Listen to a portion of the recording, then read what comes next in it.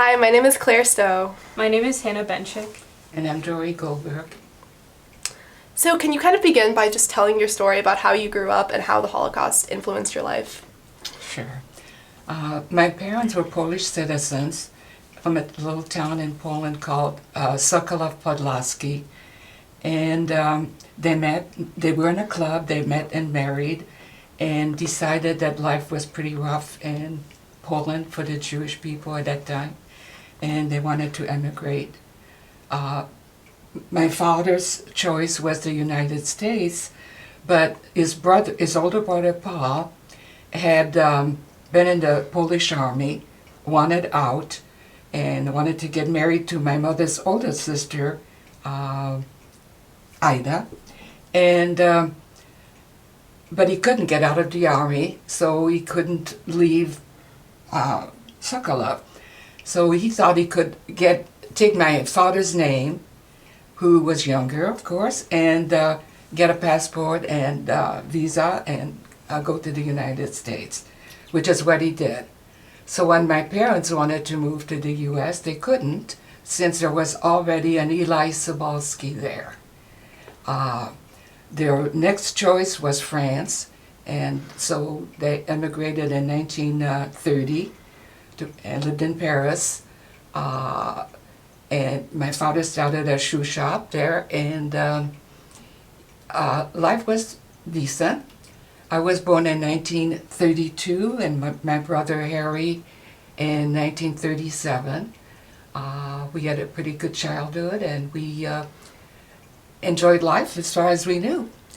Until my father one day received a letter from the Germans had invaded France, and they had taken over. He received a letter telling him that he needed to report to a gym in Paris at a certain day. He didn't know what to do about this letter, so he asked friends, neighbors, relatives, did they receive that letter? And no, they hadn't, so they couldn't tell him what to do. One of them said, well, if I were you, I would take my wife and see what they wanted. Another one said, well, I would ignore that letter completely. And my father chose to go there with my mom. On that day, I was asked to watch my little brother Harry, who wasn't the easiest kid to babysit, and he was always screaming and demanding attention. And I was a little worried to do that, but my mom said, I promise we'll be back in an hour or so, and you can do that. So I did, and luckily my little brother behaved, and things were okay. Until my mom opened the door, and she was by herself, and she said, they arrested Dad, and they're not going to release him right now. So I have to pack some food for 2 or 3 days and bring some additional clothing for him. I will do that and return as soon as I can. And she was crying. So this is what she did. And for a couple of months we heard nothing about my dad. My mother was really upset. She was crying quite often. And then we got a letter one day, a phone letter, and it said that we could visit my dad in a camp called Bon-la-Rolande, which was, you could take the train and be there in about 2.5 hours, something like that. And so on that date, we got dressed, took the train, and ended up at Bon-la-Rolande. We saw my dad, and he looked pretty good. He said, don't worry, things are going to work out. I'll be home before you know it. And so we went home, and after a pretty decent visit, we didn't hear from him again for a couple of months. Then we got another form letter, and it said we could have one more visit. On that visit, my dad looked terrible. He looked like a homeless person, and he wanted to talk to my mother, away from us. And when he asked her, as if she thought that it was okay for him to try to escape. And she asked him how they would, he and a buddy, she asked him how they would do that, and it didn't sound very well. I mean, it was through the latrines. And she said, no, when you get out in the open, they'll shoot you. So he didn't. And then we never heard from my dad again.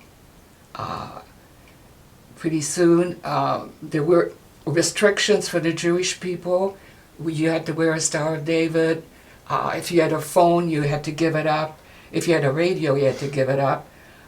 You could only shop between certain hours in the afternoon for groceries, and by then everything was gone pretty much. And my mother also heard rumors, and her younger sister, who lived with us for a while, and was a married woman and a little boy, said that she heard rumors as well that the next convoy of Jewish people that would be taken to camps would be my mother's. My father and my mother were not French citizens, they were still Polish citizens, and that was the next category. So my mother asked a good friend of hers who had a house in the country if we could go there and hide. And she said sure. She was a born French citizen, and her category wasn't up. So we went there and we stayed, it was in the summertime.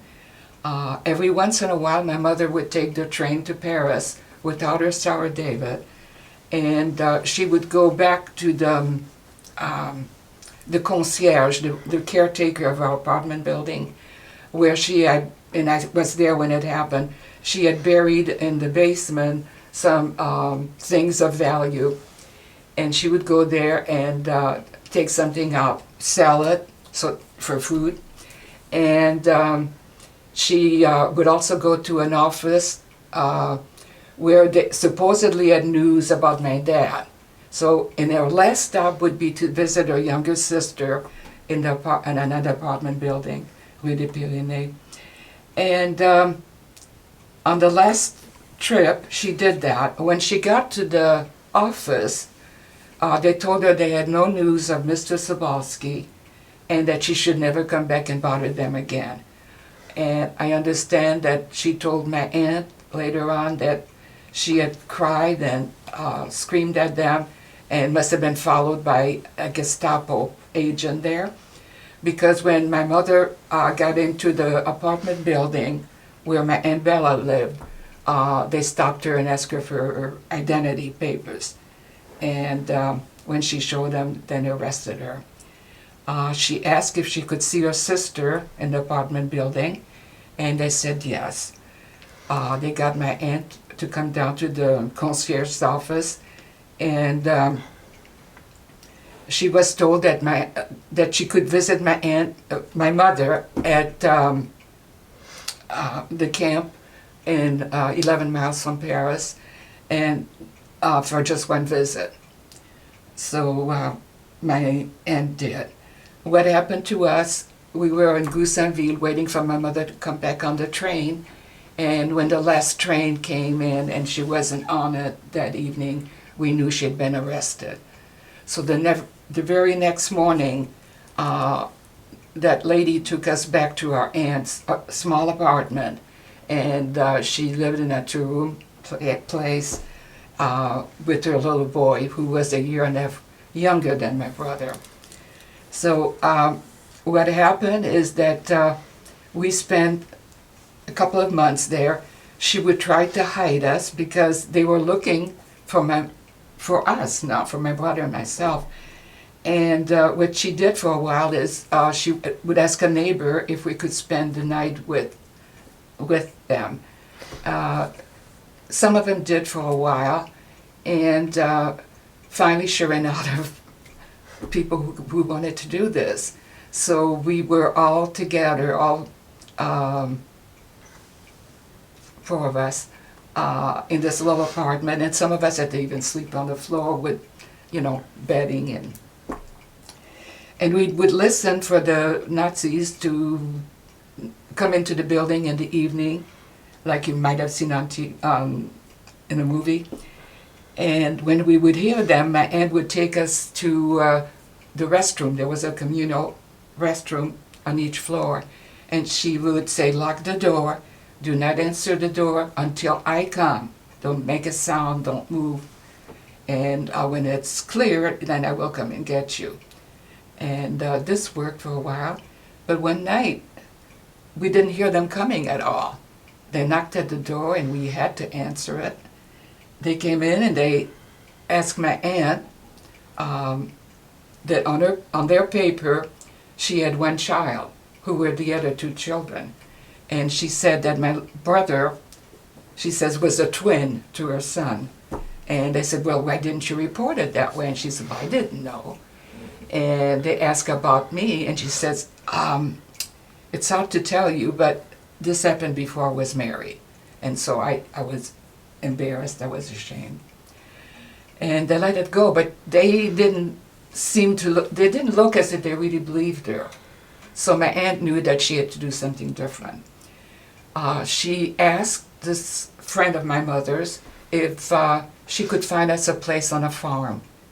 And that it was, she had to do it very quickly because rumors were that the next category that they would take would be my aunt.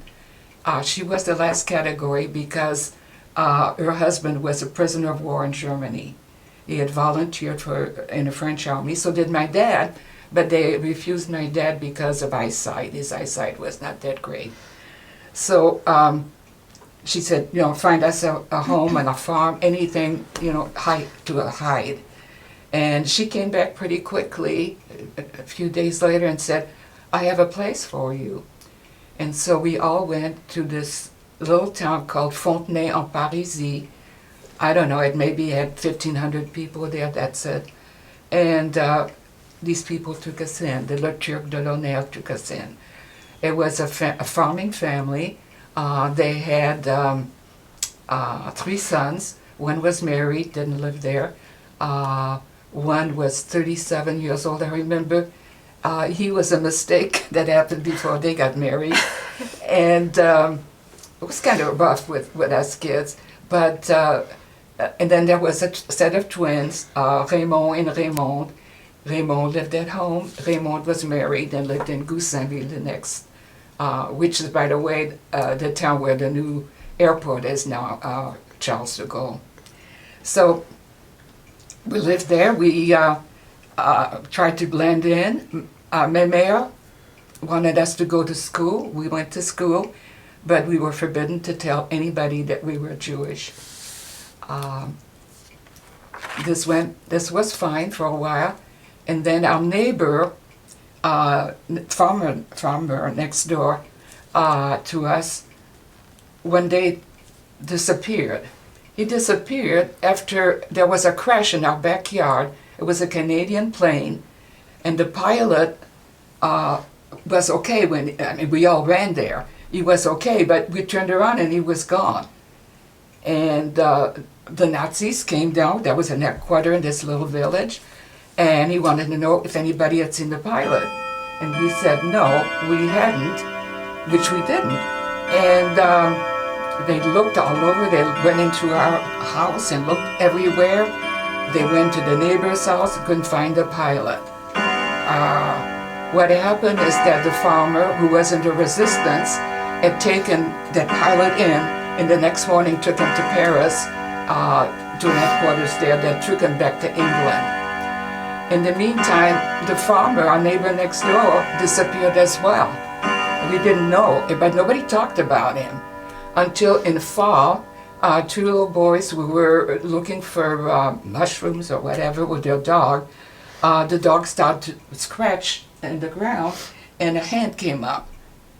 And they were scared, so they ran to the mayor in this town and told him what happened. He and another deputy went to that spot and dug up our neighbor. And he had been, he became the hero of the town. His name was Ambroise Jacquin, and he had quite a family in town. Come to find out recently, not too long ago, they found out that the people that were working for him, a man and his wife, called the Germans. They've got a certain sum of money for that, and delivered them into the hands of the Nazis. And as I said, when we lived in Fontenay, we went to church with these people whenever they attended, which wasn't regularly, but we did. We went to school, and on a trip a few years ago, my brother and I went, and we saw some of the people that we knew back then. That was quite a few years ago. And we asked them, "Did you know that we were Jewish?" And he said the whole town knew, but nobody said anything. And it's strange because here they reported this man who was one of theirs, and they let us live. Don't know, I asked my husband one time what he thought, and he says, "Well, you were children, and people felt sorry for you probably." We had another close call. My aunt, who spoke a little bit of German, but not good German, was shaking out the rugs. You know, she would help around the house. We all did. And the window was open, a German soldier went by, and she was a pretty good-looking lady, and he started to talk to her and get around with her. And she would answer him, and I realized that she was not speaking German at this point. She was speaking Yiddish, which is kind of a low German. And I started to pull her back and say, "Come on, come on." And she kept saying, "What do you want? What do you want?" And then I said, "You're speaking Yiddish." She said, "Oh my God." She shut the window and sit down on a chair and cried. I could have, the whole household could have been shot, and if he had realized what it was. So we had a few things like that until the end of the war, and the Americans came through town, and everybody was just delighted. And then we had to look for a place to live. My uncle was coming back from Germany, and we couldn't stay there anymore, and we wanted an education. We wanted to move on, but our apartments had been. We knew people lived there, and we could hardly find a place. So I remembered that when my parents first came to France, they lived in a not that great of a neighborhood, and I said, maybe there we can find a place. And yes, we did. So there were 2 empty apartments. One we lived in, the other one became a sweatshop. My uncle was a tailor, my aunt could help him, and they somehow got 5 or 6 sewing machines, and they were working.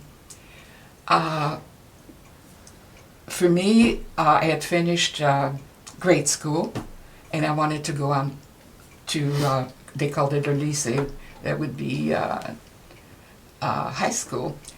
And my aunt said no. My teacher and the principal asked her to come to school and said, she should be. And my aunt said, no, I need her at home. So I became, they had 3 children in 11 months, a set of twins, and my cousin Denise. And so I was taking care of Denise and grocery shopping and all that. And I decided that that's not the life my parents would have wanted for my mother and myself. So I wrote to my uncle, my aunt and uncle, who had taken my father's name, and asked them if they would bring us over to the United States. And they did. It took us 2 years to get papers, and we came to a little town in Illinois called Utica, Illinois, 1,000 people. Yeah, so we can ask you some questions. Sure. So how old were you when you came to the United States? I was 15. You were 15. So how did you go about getting papers by yourself and actually coming to the United States by yourself when you were 15 and your brother was 11? My brother was 10. 10. Yeah. Well, I wrote him a letter in French. Somebody translated it, and it was up to them to show that they could afford to bring us over. which they really couldn't. They were, my uncle had a small shoe repair shop in Utica, and if you have 1,000 people, how many times do you need your shoes repaired? Luckily, he got a job in a glass factory in Ottawa, Illinois, a bigger town. And so she would be in the shoe shop if people would come in to pick up their shoes, and he would work at that, but still not enough to bring over to people So they had to have some of their good friends who owned a Walgreens in Ottawa, Illinois, to make double papers. So it was up to them to make the papers, and I had done, I would sign whatever I needed to sign. They would send me papers by mail, but the bulk was in their hands. Mm-hmm. How did the loss of your parents affect your role as an older sister? Do you think that you came to be more of a maternal figure to your brother? Absolutely. Life in the United States at my aunt and uncle's was not ideal, and at one point there were two families who wanted to adopt me, and I said I would have gone, but I said, what about my little brother? And they said, no, we have sons and we just want a daughter. And I said, well, I'm sorry. So yes, whenever my aunt would get upset with my brother, and she got upset with everybody, but when she did with my brother, then I would step up and try to take the burden away. My life really was to take care of Harry. And how religious would you say you were growing up? At that point, I was kind of religious because I remembered that we went to the synagogue in Paris before the war. I remembered that my mother kept kosher, and when I came to Utica, my aunt was super kosher. I mean, if I took the wrong towel to, to dry the dishes, she would, get upset. So I was. But really, after a while, I thought, where was God when my parents were gassed, I don't know, I didn't mention, but they both died within 3 months of each other in the same camp, Auschwitz. My father was there for 3 months. My mother was gassed the very same night that she got there. Her convoy was number 22, his was 5. And so I said to myself, where were you? Mm-hmm. And I was praying, at the end of the war, let my parents come back. We would look at lists. Mm-hmm. And it became, soon I realized that it wasn't good. I didn't see their name. And then I would say, please, God, let one come back, I don't care. Dad, Mom, no. And I was discouraged. And but then when I got married and I had a family, I thought things differently. God spared us, and there must be a reason. I don't know what it is, and because this could have happened to us. It was very easy, but we are here. So I still believe. I'm not ultra religious. I'm not. But I attend a synagogue. How would you say that your experience with the Holocaust kind of changed your viewpoint on religion? Like, would you say you're like less religious than you were growing up? Yeah, maybe? Okay. I am. I remember that I could have been very religious if my parents had been alive. Mm. I was ill. I'm not sure what the illness was, but my mother, somebody told her to buy those thin slices of ham and give them to me. Well, pork. Mm. No, for Jewish people, that's the worst. So she did, but she took me outside. It wasn't in the house. It was outside, and she had it in paper, and she says, here, have some. You've got to eat some of this. Mm. And so if my parents would have come back and things were normal again, I probably would have been very religious. Mm. I would have learned Hebrew. My aunt Bella sent me to Hebrew school for 6 months, and then she says, you need to come back. I need you in the kitchen. I need you. Things would have been totally different. Yeah. So, obviously, you got married once you were in the United States and everything, and later. So, how was kind of the transition between living in France to living in the United States, and how did you kind of integrate yourself into this different culture and really become accumulated to it? Well, when we came to Utica, they didn't even have a French dictionary, so we had to go back to grade school, the one school, and Harry was from first grade. I think I was like maybe fourth, fifth grade, and I did all the grades in one day. He, just went from one. We learned English. That's the first thing. The second thing is people were very interested in this couple that they knew very well who had adopted 2 children from overseas. And they came, the first week we were there, like 500 people came to visit us. I made friends, one especially, and she was my friend forever. She would say, toothbrush, teeth, this kind of thing. And so by having friends and going to school, later, 6 months later, I was going to high school. So got on the school bus, knew some people, some we were very friendly, others called Dora, what is it? Anyway, they had a name for me, and I said, the dumb Dora. And I said, I'm going to show you. So, he got integrated by, making friends and going to school, being asked on a date, and this kind of thing, yeah. So how was because you said that you finished grade school while still in France, and then in the United States you started high school. So how were the education systems? Were you able to keep up your education in France, and how was it a hard transition in that case? It was a hard transition into math. I don't know if it would have been anyway, but I had a rough time in math and science, yeah. English, for some reason, was not bad. In fact, one of the teachers at La Salle Peru High School, Lexington, told me I should become a teacher. And I looked at her and I thought, no. And then one day I took inventory and decided, yeah, I could do that. I think I would be good at that.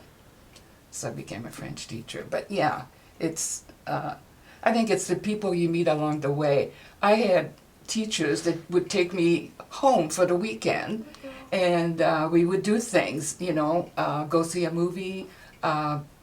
People were just so nice. They unbelievable. And would you say you experienced a lot of anti-Semitism growing up? Yeah.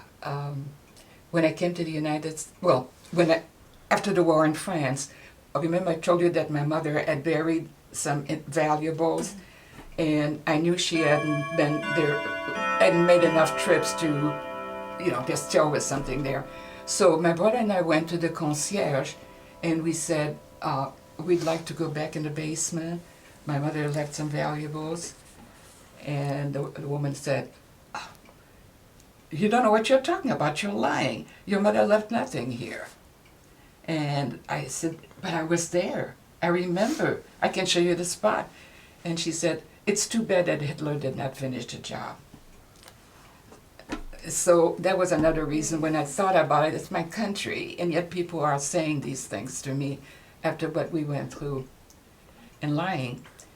And I had the same thing in the U.S. So, yeah. Do you think that it's changed a lot from back then to now? I mean, do you see I thought it viewers did until those shootings, and, I don't know. You don't know who to trust anymore. I'm somehow back a little bit, in France. Mm-hmm. How do you feel in the current political environment with the U.S.? Do you have concerns about it? Is it? You mentioned the shootings. I mean, do you see almost a rise of the anti-Semitism that we saw during World War II again? Is that? Yes, in France especially. It is very bad. Years ago, I would take students back to France from Washington High School, and I went back with my husband a couple of times. And I noticed that if you wanted to go into a synagogue, way back then, they had somebody at the door that wanted to know what your business was, who you were. I mean, before you could enter, you had to really give them a lot of information. So I saw that already starting then. Yeah. How have you made peace with what's happened to you? Or have you at all? Have you been able to? I made peace, but somebody asked me at Notre Dame not too long ago, gave a little speech, when did you become normal? That's what you're asking me. I became normal probably when I got married. I had someone who, when I screamed at night, having a nightmare, would say, "You're okay, Dory, you're okay. You're here, I'm here." And little by little that went away. I did not have these dreams anymore. And I had a family. I had a job that I really loved, teaching French. And I had good friends. I think that this is when I became normal. But as time went on, my brother started to give speeches about the Holocaust. And when I retired, I decided that I should do the same thing. And then would you say that your experience with the Holocaust affected the way that you viewed Germans or Germany as kind of a whole? Yes. 1 year I had a foreign exchange student in my French class, and he was what you would think. I hate to put it this way because some people think that the Jews look a certain way. But he was blonde, tall, blue eyes, and he looked German to me. And he was sitting right in the back face. And I'm going to do this. And I had to talk to myself and say, come on, this is just a kid. He doesn't even know about this, maybe. Maybe nobody in his family was in the army, you know. And so I had to fight with myself. I did. But I succeeded. What do you want people and the world as a whole to know when you get your story out? What do you want them to take almost as a lesson from what happened to you? I want them to know what happened, what can happen in a country that is ruled by, I want to say idiots. Thinking of today, I shouldn't. By despots, and what can happen. I mean, Hitler supposedly had a great-grandmother that was Jewish, but he was obsessed on getting rid of Jewish people everywhere, and he did a pretty good job. So I think it could happen anywhere. When you have somebody that takes over and that no one stands up and says, this is wrong, this is wrong. I've known this family forever, we're good friends, so they're Jewish, so they go to a synagogue, a temple. You go to a Catholic church, you go to a Protestant church, you go to a mosque. Who cares? I mean, what you believe is fine. Nobody knows for sure that you're hoping you're the one, but, you know, you don't know. You don't know. So, and whatever one believes, it's his belief. I don't have to try to convert you. You don't have to try to convert me. Yeah. Do you have anything else that you'd like to add or anything else that you want to talk about? What I think about sometimes is the railroad from Paris, from France, that took my parents by convoys to Auschwitz, where they were gassed. My father, I don't know. Maybe he just died from, but my mother, I do know. The Germans were such good note keepers that they told me, I have it on paper. But those railroads, I wish they would have paid, because the French railroads operated this thing as if it was a normal thing, I own a railroad and I'm going to make money out of that. And my brother and I and other people had a lawsuit against the French Railroad. We lost, but I think they should have paid some retribution for what they did. And for a long time, France did not admit that they were guilty. It came for one mayor. I was in France at the time with students, and I heard it on TV. I was watching this president, Jacques Chirac, saying that, yeah, we were guilty in what happened to the French Jews. So, yeah, my goal has been to tell my story and to say, watch out, it could happen. It happened there. Who thought it could happen in Europe, in France? They were civilized people. It happened. How did you meet your husband? Oh, when I lived in Utica, of course, and I was a certain age, 21. My aunt decided one day that I would go and visit her good friend in Chicago and stay there for a few days. At that point, I was in college, junior college, and I was working at the, I was a telephone operator in Utica. And so I had 5 days off for a week, and she wanted me to spend it there with her friend, and they would introduce me to young Jewish people. Okay. So when the next morning after I arrived at she said, would you like to go for a walk to the grocery store? And I said, sure. So we walked, and then she made us stop. This young man was coming from the opposite direction, and she says, Dora, I would like you to meet Irvin Goldberg. Irvin, this is Dora. Take a walk in the park. And she disappeared. And I looked and I said, oh no. And he said, well, why don't we do that?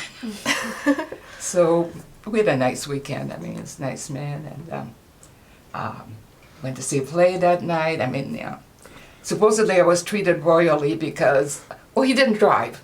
So we took a cab. And he says, you wanted me to know that was special already. He said, my past dates, I did not take, a taxi. Oh, I said, how did you get around? He said, the bus. Okay. But he had to learn to drive, so he could come to Utica and court me. So this is how it was. It was a blind date. Aw.